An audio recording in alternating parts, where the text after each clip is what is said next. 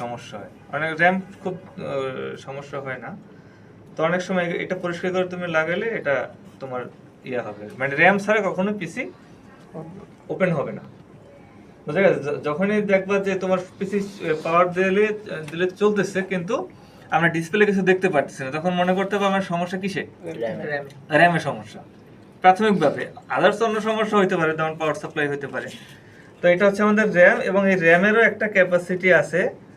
দেখো এখানে এই 4GB, মানে র্যামটা হচ্ছে 4GB 8GB 16GB এই রকমের র্যাম আছে, এবং এটা স্যামসাং এর একটা র্যাম।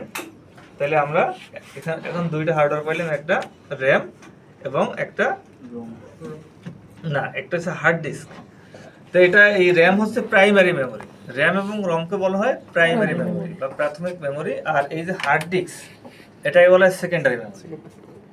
বুঝা গেছে? সেকেন্ডারি মেমোরির মধ্যে